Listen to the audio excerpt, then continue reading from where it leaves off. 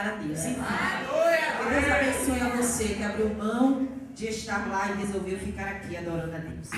Querido, abre a tua Bíblia nessa noite, livro de 1 Crônicas, capítulo 13, versículo 12. 1 Crônicas, capítulo 13, versículo 12.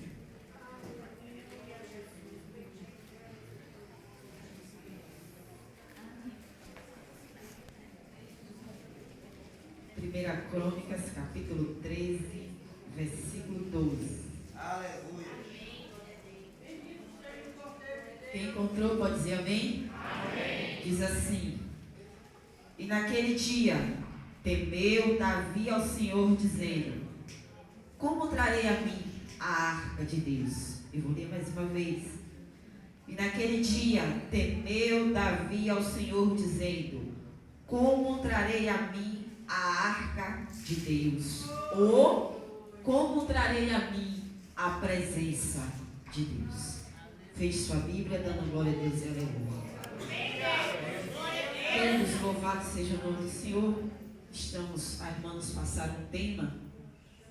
Não pretendo sair do tema. Você vai entender dentro do tema da festividade, da campanha, o que Deus vai falar com você. Porque só não pode se contaminar, só não pode se misturar. E só pode ter renovação de entendimento quem tem presença de Deus. E nessa noite eu quero pregar sobre a presença de Deus em nossas vidas. Queridos, quando nós lemos a Bíblia, louvado seja Deus, no livro de Samuel, nós encontramos uma história bastante interessante. A Bíblia diz que na época do sacerdote Eli, a Bíblia diz que toda vez que Israel saía para a peleja, o povo de Israel levava a arca que representava a presença de Deus no meio do povo de Israel. E a nação de Israel sabia que todas as vezes que eles iam para a peleja e colocavam e levavam a arca de Deus à frente da peleja, eles tinham a certeza de que eles venceriam a guerra, porque a arca representava que Deus estava à frente do seu povo. A arca não era Deus, porque o povo não precisava, como até hoje, crente não precisa de amuleto da sorte, mas para que o povo tivesse uma lembrança de que Deus estava ali no meio deles, Deus fez com que a arca fosse criada e ordenou que toda vez que Israel saísse para a peleja, levasse à frente a arca que representava a presença de Deus. Enfim, toda vez que Israel ia para a peleja, Israel levava a arca e vencia a guerra. Mas um dia a Bíblia diz que os filhos do sacerdote ali, que profanavam dentro do templo, adulteravam e usavam os utensílios da casa de Deus de forma errada, resolveram sair no meio de uma peleja de Israel.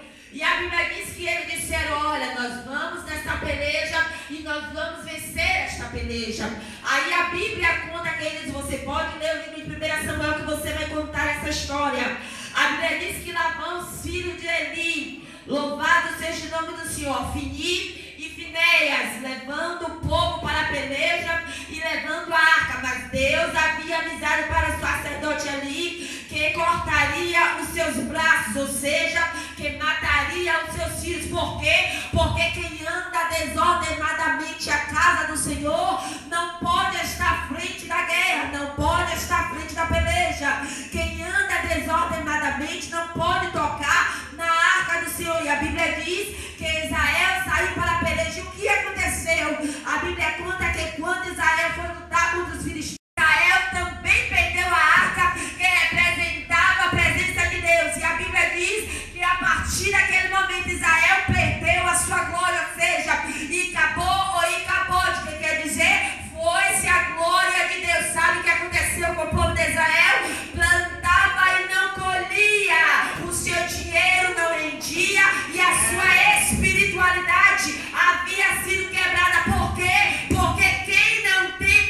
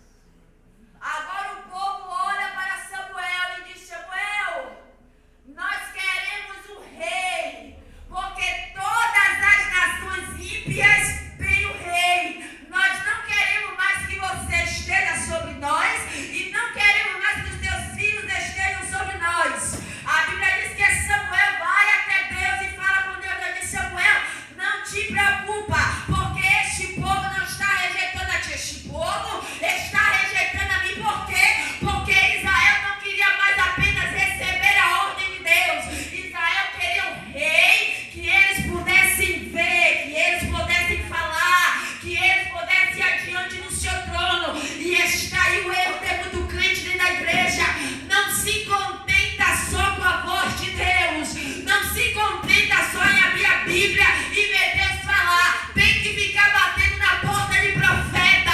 Tem que ficar correndo atrás de conferencista. Tem que ficar correndo atrás de anda pra façura, cana pra falar. Abre a tua Bíblia porque Deus ainda fala.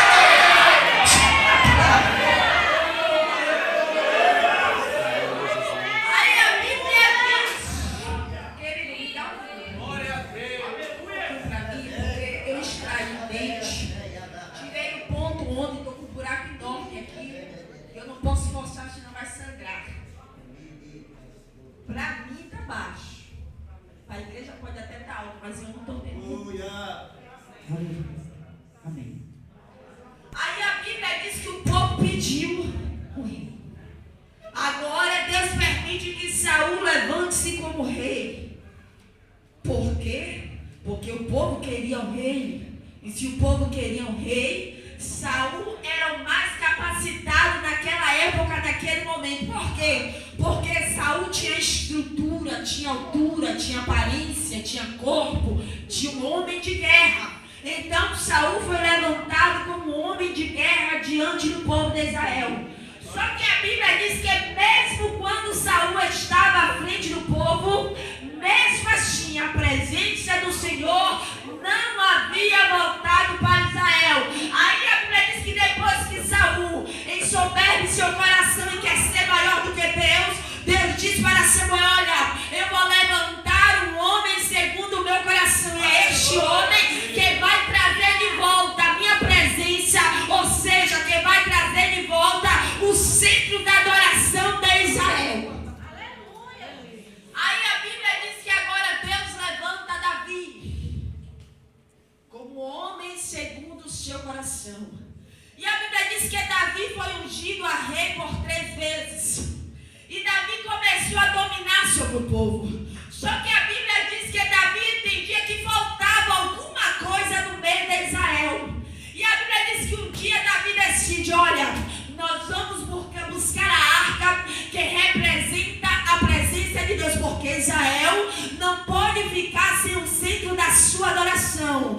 A Bíblia diz que lá foi Davi à casa de Abinadab, aonde a arca estava por 20 anos. Traz Davi a arca, instruções de como teria que trazer a arca, mas Davi apressadamente para trazer a arca, o que é que acontece? A Bíblia diz, a história conta que no meio do caminho, observe, quando Davi vem trazendo a arca no meio do caminho, quero abrir um parêntese, no meio do caminho morava um homem que se chamava Obed-Edom. Ele não morava na cidade, mas morava no meio da estrada, em uma casinha que ninguém dava nada. E a Bíblia diz que quando Davi vem no meio da estrada, de repente os bois tropeçaram e Uzá toca na arca. Quando ele toca na arca, instantaneamente ele é morto. Deus mata. A história diz que a morte dele foi tão forte que as suas entranhas foram abertas e todos puderam ver. E quando Davi viu aquela situação, Davi agora se entristeceu, se abateu e perguntou: como eu trarei de volta a arca do Senhor? Ou seja, como eu vou trazer de volta a presença do Senhor para Israel? Por quê? Porque ele tocou na arca mesmo sem querer e ele foi morto. Você sabe por que Deus fez isso? Alguns criticam a Deus e dizem: Deus não deveria ter matado aquele homem porque ele tocou sem querer. Outros concordam pelo que Deus fez. Ou seja, eu não vou debater, não vou contender com Deus. Se ele quis matar, ele mate quem ele quiser e ele dê vida a quem ele quiser. Mas ali serviu para uma grande lição. Você sabe por que hoje você está aqui adorando a Deus e você não está se esforçando para sentir a presença dele? É porque o povo, querido, você que falou aqui, o povo não perdeu o temor a Deus. Não. O povo perdeu o temor